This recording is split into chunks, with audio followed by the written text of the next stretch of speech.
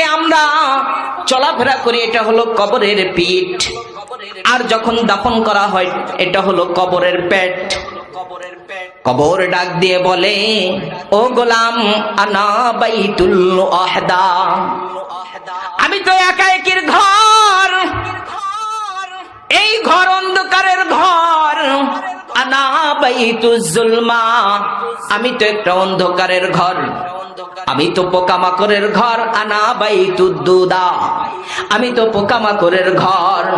আনা বাইতুত তুরাব, আমি তো মাটির ঘর।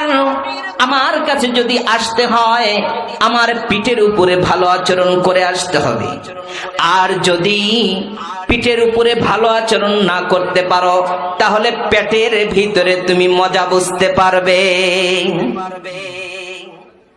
আনাস রাদিয়াল্লাহু তাআলা আনহু থেকে হাদিস,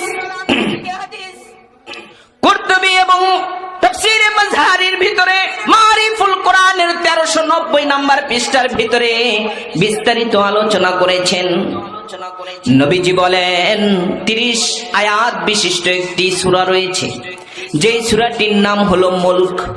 এই সূরাটি যদি কোনো ব্যক্তি তেলাওয়াত করে, রাত্রি বেলায় যদি তেলাওয়াত করা হয়, রব্বে কারীম কবরের আযাব থেকে তাকে মাফ করে দিবেন। বলেন না সুবহানাল্লাহ।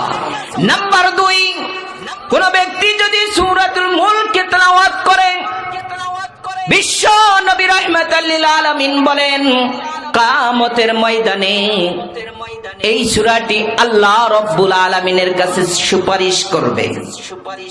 তৃতীয় নম্বরে বিশ্ব নবী বলেন, যদি কোনো ব্যক্তি সূরাতুল মুলক তেলাওয়াত করে, রব্বে কারীমের সাথে কথোপকথন চলতে থাকবে।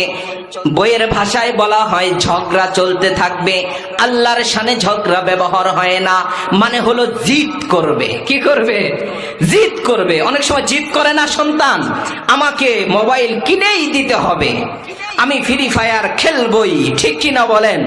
ফ্রি ফায়ার আমি খেলবই। এই জিদ এর মানে কি আপনার সাথে মারামারি ঝগড়া লাগায়? না, কিনে দিতে হবে একটা জিদ। তেমনি ভাবে এই সূরাতুল মুলক আল্লাহর সাথে একটা জিদ করবে। মালিক যতক্ষণ পর্যন্ত তাকে জান্নাতে না দেবে ততক্ষণ পর্যন্ত আমি এই বন্ধক হয়ে দাঁড়িয়ে আছি, পার্টিশন হয়ে দাঁড়িয়ে আছি, আমাকে এড়িয়ে, আমাকে পার করে তুমি তাকে জাহান্নামে দিতে পারবে না। বলেন না সুবহানাল্লাহ। সূরাতুল মুলক মাত্র 30টি আয়াত, একটি করে আয়াত যদি মুখস্থ